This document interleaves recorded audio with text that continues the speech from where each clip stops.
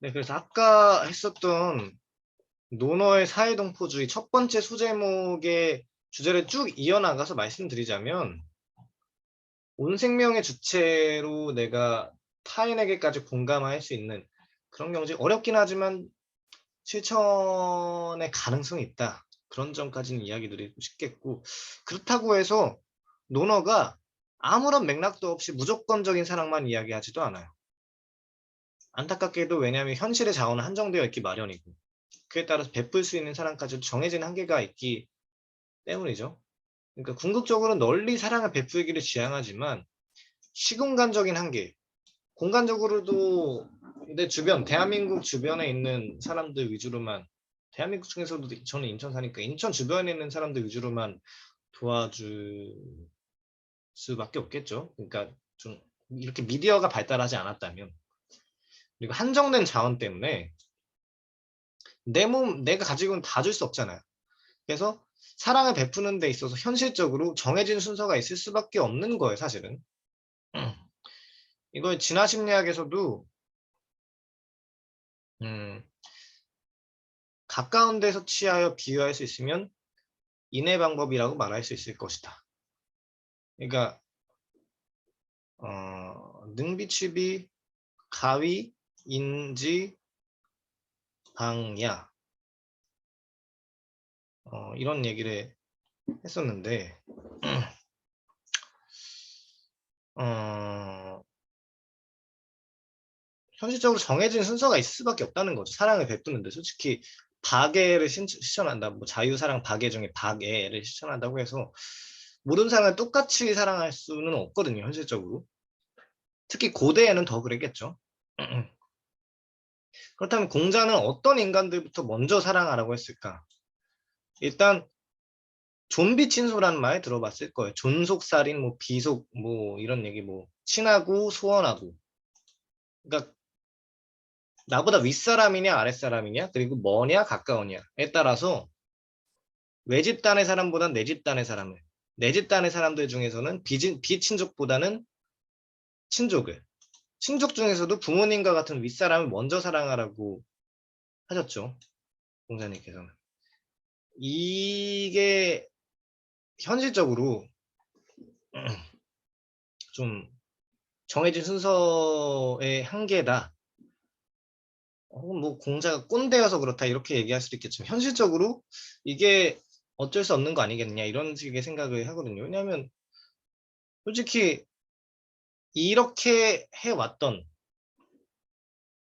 집단이나 유전자들이 더 생존을 잘 해왔음이 틀림이 없기 때문이에요. 이게 도덕이고 뭐고 차원에 떠나서 이렇게 서로 친족들끼리 서로 혈연 선택을 통해 도와줄 수 있는 입장이 아니라면 이미 그 집단은 쉽게 무너졌겠죠. 그래서 진화심리학이라는 우리가 지금까지 세미나 하셨던 그 교과서에서도 마찬가지의 이야기를 합니다. 친족 확인 기제는 꼭 필요한 적용으로 누가 좋은 동맹이 될지, 누구를 믿어도 될지, 누구하고는 섹스를 해서는 안 되는지, 근친상간 회피죠. 필요할 때 누구를 도와야 할지를 비롯해 많은 종류의 행동이 이 기제에 의존해 일어난다. 실제로 친족은 이타적 행동과 자기희생적 행동 같은 적응적 행동을 이끄는 기능을 하기 때문에 성별과 나이처럼 사람들이 자신의 사회적 세계를 분할하는 데 사용하는 기본적인 사회 범주임을 뒷받침하는 증거가 나와 있다. 이거는 동서양 어떤 민족, 어떤 문화적 공동체 그 어디를 가든지 통하는 보편적인 기제라고 이야기를 할 수 있어요. 친족 확인 기제. 친족에 따라서 내가 어느 정도를 베풀고 어느 정도를 사랑을 베풀지. 이런 식의 순서로 정해진 순서에 따라서 사랑을 베풀지 아무런 맥락도 없이 무조건적인 사랑만 이야기하지 않거든요. 그래서 게다가 본문의 인용에서도 군자가 공경하고 잘못이 없으며 남과 더불어 공손하고 예가 있으면 사해 안이 다 형제이니 라고 이야기를 했잖아요. 그러니까 이 말은 뭐냐면, 그러면 그 역의 경우에는 사람들이 그를 형제로 여기지 못할 수도 있다는 거예요.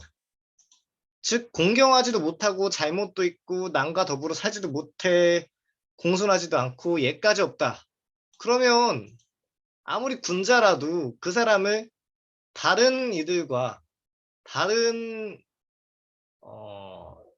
좀 예의가 있다라고 할 수 있는 공경할 만한 사람이라고 할 수 있을 그런 인물하고 똑같이 사랑하지는 못할 것 같거든요. 그래서 대표적으로 이직보원이라는 그 공자의 논어의 구절이 있어요. 그 말을 여기에 대해서 이 두 번째 소제목에 살펴보도록 할 텐데 이직보원이란 말이 있어요. 이게 뭐냐면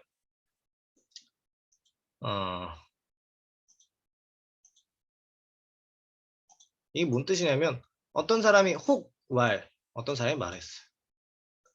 이덕 보원 하여 그러니까 덕으로 원망을 갚는 것이 어떻습니까? 라고 공자한테 질문한 거죠. 그러니까 누가 나한테 원한을 샀어요. 아, 누가 나한테 배신 때렸어요. 그러면 그 사람한테 사랑으로 덕으로 갚는 게 맞냐? 이런 질문인 거죠. 어떻게 보면. 그래서 자왈, 공자왈, 하이 덕, 하이 보덕. 어떻게 덕으로서 갚겠느냐? 그럼 무엇으로 덕을 갚을 것인가? 이직 보원 이렇게 이야기를 하신 거예요. 정직으로 이직 보원 계속 읽자. 이직 보원 이덕 보덕. 그러니까 원망에 대해서는 정직으로 갚고 덕에 대해서는 이덕 보덕. 덕에 대해서는 덕으로 갚아야 된다. 이런 구절이에요. 정반대라고 할 수 있어요. 그러니까 내 왼뺨에 때리면 오른뺨마저 내어주라는 말은 정말 정말 성인인 거죠. 정말 정말 성인인 건데 여기서는 아주 그냥 원초적인 감정 그대로예요. 정직으로 원망을 갚으라는 말은 원망에 대해서는 더도 말고 덜도 말고 그만큼 보복을 해야 된다는 뜻으로 저는 이해를 하고 있어요. 정직하게 원망은 원망대로 이렇게 갚아야 된다. 그런 식의 이야기라고 저는 개인적으로 해석을 하거든요. 이렇게 해석을 하는 사람들이 적지 않고 기독교의 그 왼뺨 때리면 오른뺨도 맞아라. 왼뺨도 맞으면 오른뺨도 맞아라. 이거하고는 정반대인 거죠. 어떻게 보면. 아니 인의 정신을 이야기하고 사랑을 베풀어라. 박애의 정신을 베풀어라. 이런 사람이 어떻게 이런 말을 할 수 있지? 라고 이야기를 하지만 아까도 이야기했다시피 공자는 무조건적인 아무런 맥락도 없이 무조건적인 사랑만 이야기하는 사람이 아니에요. 왜냐면 현실의 자원 한정되어 있고 시공간적인 한계와 한정된 자원이 있기 때문에 현실적으로 정해진 순서가 있기 마련인데 어떤 사람은 걸러야 되기 마련이에요. 그리고 다 봐주다가는 일단이 멸망하기 쉽죠. 나도 크게 얕보여서 어... 크게 얕보여서 너무 쉽게 보이기 쉽고요. 그러니까 착취를 당하기 쉽고요. 일단 구체적으로 이야기를 하자면 공자가 인의 정신을 널리 통해서 널리 사랑을 베풀고자 했던 인물인데 확대해야겠다. 그러나 이전 글에서도 밝혔듯이 공자인이 순서가 있어요. 게다가 분명히 공자는 혼란스러운 춘추 전국 시대를 예 회복을 통해 바로잡고자 했던 인물이기도 했고 줏대 없이 우물쭈물하다가는 눈 깜짝할 사이에 국가 하나가 무너지던 그런 험악한 시대를 살아간 인물이었어요. 아니 뭐 사랑을 해야 돼 막무가내 무조건적으로 사랑해야 된다 이런 이야기를 하기에는 현실적으로 그 시대가 너무 험악했다는 거예요. 물론 맹자, 순자, 한비자 이 순으로 갈수록 더 험악해지겠지만 이때도 만만치 않았어요. 지금 기준으로 봤을 때는. 그래서 공자는 우리가 흔히 생각하는 것만큼 순진하게 현실을 논하던 그런 사람이 결코 아니에요. 어떻게 하면 예의 회복을 통해서 집단을 잘 유지하고 올바른 정치를 할 수 있을까? 정치를 말하는 사람이었기 때문에 기본적으로. 그래서 그러므로 공자는 원한 감정이나 복수와 같은 인간의 폭력적인 본성에 대해서도 무조건적으로 용서하라는 순진한 해결책을 꺼내지 않아요. 그렇다고 해서 인간 무조건적으로 폭력을 써라 이런 이야기를 하지도 않지만 정직으로서 원망을 갚으라는 뜻의 이직구원이라는 구절을 통해 해법을 제시해요. 그렇다면 우리는 공자의 이 구절을 어떻게 이해해야 할까요? 그리고 이런 이해가 현대사회를 살아가는 우리들에게 어떤 의의가 있을까? 그런 생각을 해볼 수 있겠죠. 일단 저는 공자의 이직구원을 누군가 나를 배신했을 때 적절한 수준으로 복수해야 한다는 뜻으로 해석함을 밝히겠어요. 그러니까 더 복수하지도 않고 덜 복수하지도 않고 아예 복수하지 않는 것도 아니고 적절한 수준으로 복수해야 된다. 물론 그렇다고 해서 때린 거라고 해서 똑같이 때려야 된다. 그럴 수도 있겠지만 그거에 해당하는 만큼 뭐 돈을 요구한다든지 보상을 요구한다든지 뭐 정신적인 압박을 가한다든지 뭐 그런 세련된 비교적 폭력보다 물리적 폭력보다는 세련된 방식으로 복수를 할 수도 있겠죠. 그 방식은 여러 가지가 있을 수 있겠지만 그에 해당하는 적절한 수준으로 복수를 해야 된다라는 뜻으로 해석함을 저는 그렇게 해석한다는 걸 여기서 밝히고 시작을 할게요.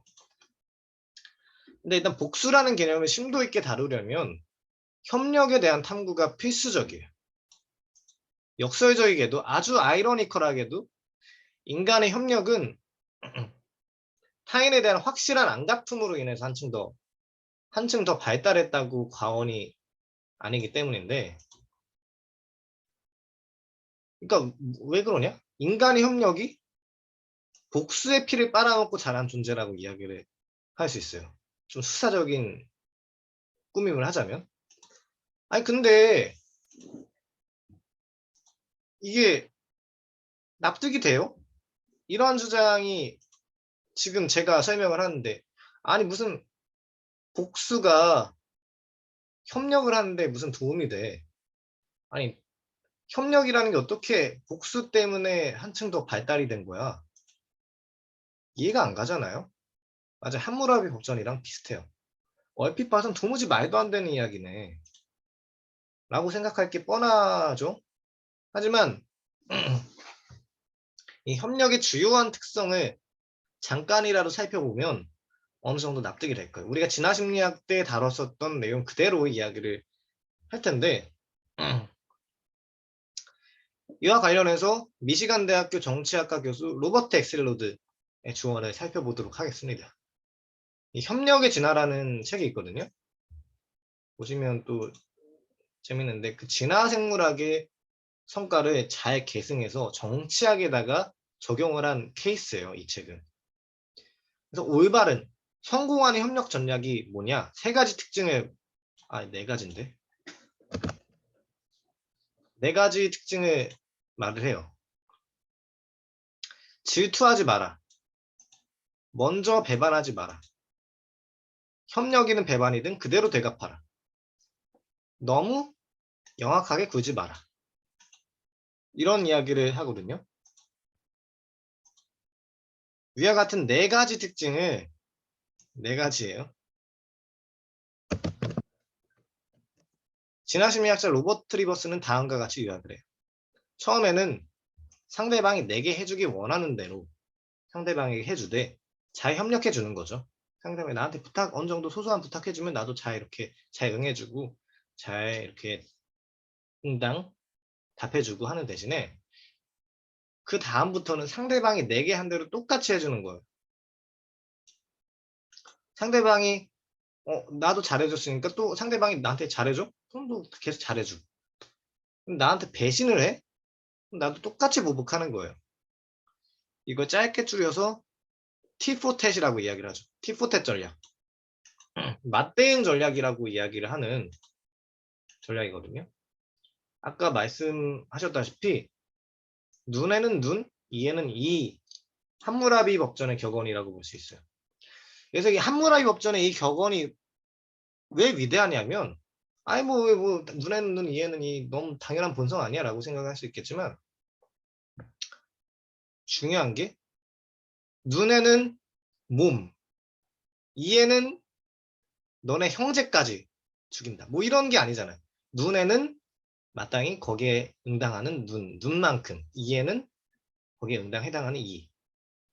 날 쳤어? 그럼 너 형제까지 죽인다? 이런 게 아니잖아요. 그러니까 마땅히 상대방이 내게 한 대로 똑같이 해준다는 게 중요한 단서예요. 상대방이 내게 가한 배신보다 더한 정도로 돌려준다면, 나 쳤어? 너 형제까지 내가 칠 거야? 그러면 끝없는 복수열전의 악순환이 일어나기 쉬워요. 반면에 지나친 관용도 상대방에게 얕보임으로써 착취당하기 쉽죠. 물론 환경이 달라짐에 따라서 이 전략이 어떤 전략이 유리하느냐. 나 한 대 쳤어? 그럼 내가 두 번 칠게. 이런 전략이 유리한 상황이 될 수도 있겠고, 이 상황과 환경에 놓여질 수도 있겠고, 나한테 쳤어?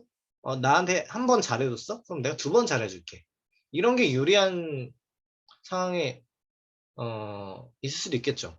그러니까 사기꾼들이 얼마나 많은 사회에 있느냐, 혹은 이타적인 사람들이 얼마나 많은 사회에 있느냐, 공동체에 있느냐, 그런 상황의 갈림길에 따라서 진화적인 전략이 달라질 수도 있는 거예요. 제가 항상 말을 하듯이 진화라는 게 기본적으로 우리에게 주어진 본성으로 있는 게 아니라 환경마다 그냥 전략이 달라질 수도 있다는 거예요. 북극곰은 북극곰 사람 그 북극곰대로 동면을 하는 거고, 그리고 철새대로 그냥 겨울을 피해서 따뜻한 남쪽 나라로 날아가서 추위를 피해가는 그런 철새만의 전략에 취해 나가는 거고, 각각의 유전적 형질이나 각각의 환경, 생태계마다 전략이 달라질 수도 있는 것처럼 여기서도 환경마다 그 놓여진 공동체 환경마다 상황이 달라질 수도 있는 거겠죠. 근데 일단은 이 티포텟 마땅히 그냥 상대방이 내게 한 대로 똑같이 해준다 이 전략은 그 어디를 가든지 나름대로 두루두루 활용하기 쉬운 전략이라는 거예요. 이거를 잘 기억하시면 참 편하고 좋은 게 이런 전략이 착하면서도 만만해 보이지 않는 방법이라고 저는 생각을 하거든요.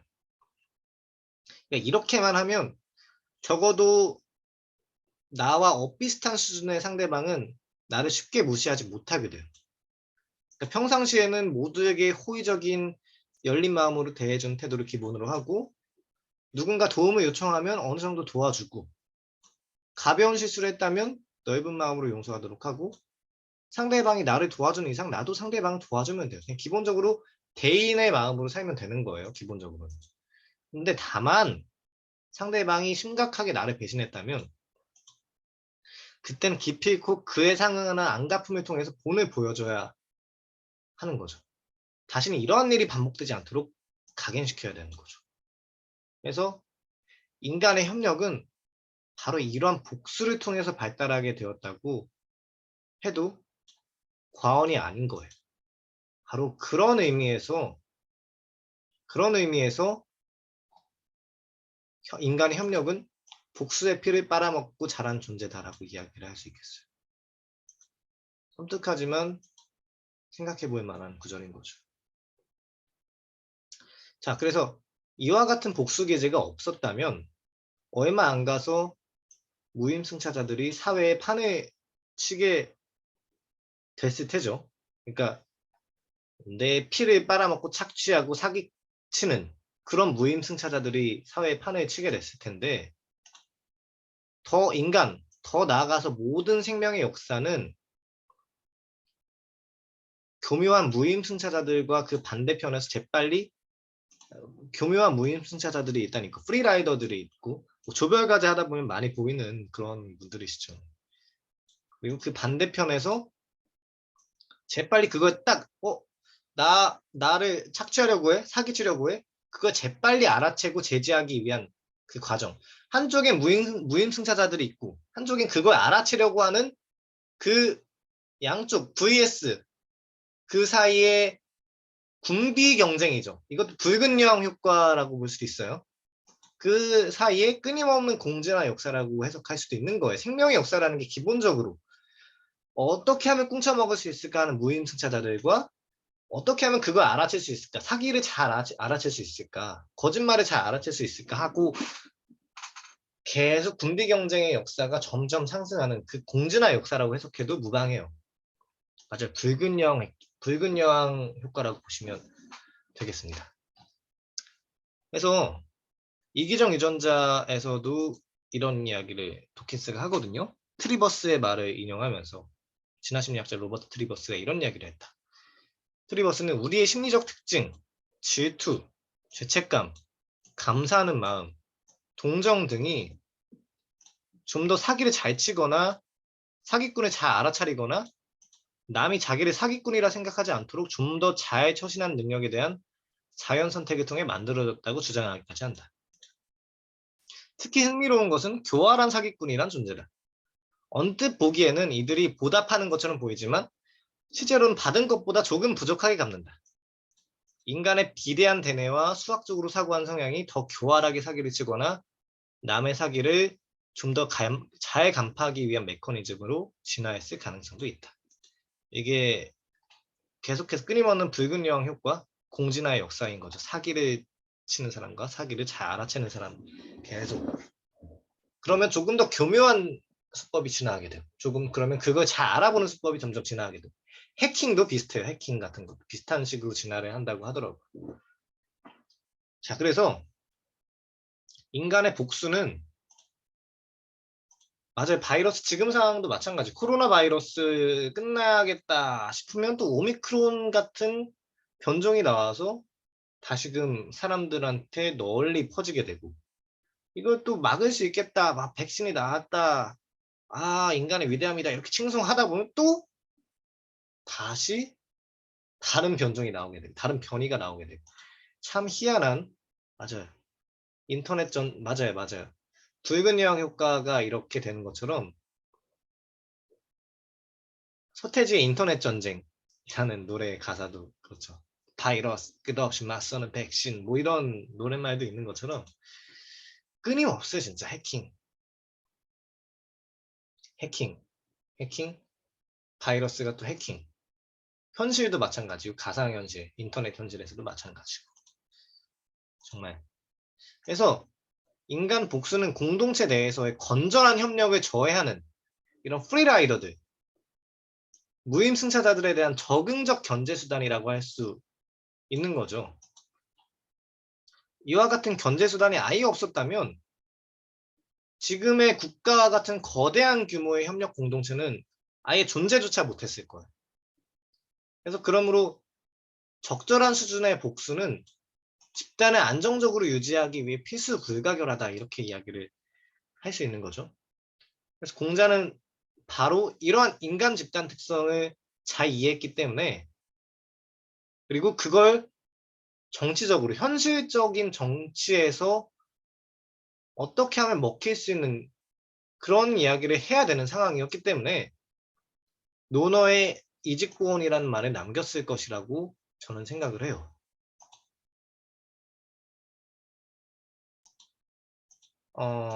그런 점에서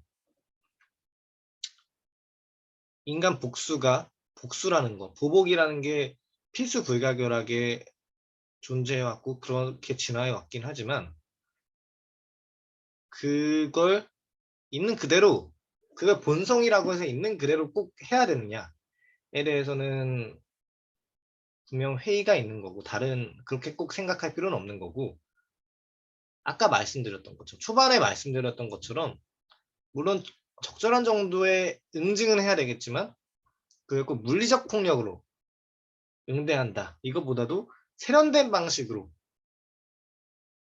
응대를 하는 게 훨씬 더 좋지 않을까. 이런 이야기를 하면서 저는 이번 진화심리학의 눈으로 바라본 현대 과학의 시선으로 바라본 논어를 1부를 여기서 마치도록 할게요. 오늘은 시간이 많이 지났으니까 다른 3개의 글도 있는데 일단 오늘은 이번 구절까지 맞춰보도록 하고 일단 그 본성을 이해하는 게 얼마나 중요하느냐. 그 본성대로 살아가라는 말이 아니라 그 본성을 잘 이해하고 그것을 어떻게 세련된 방식으로 잘 승화해서 우리가 응용할 것이냐. 선생님, 잠깐만요. 본성을 역으로 거슬러서 우리가 자율적으로 행동하고 운용해 나가는 것도 참 좋은 방법이지만 제일 쉬운 방법은 본성을 흐름대로 이렇게 타면서 우리가 원하는 삶을 살 수 있는 게 가장 좋은 방법이니까 본성을 얼마나 세련되게 잘 승화시키느냐. 그게 참 중요하다는 말씀을 드리면서 그리고 공자가 그걸 제대로 잘 이해했다.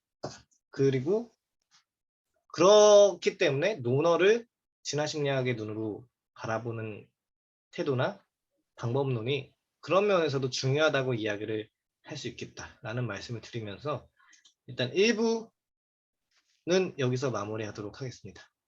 감사합니다.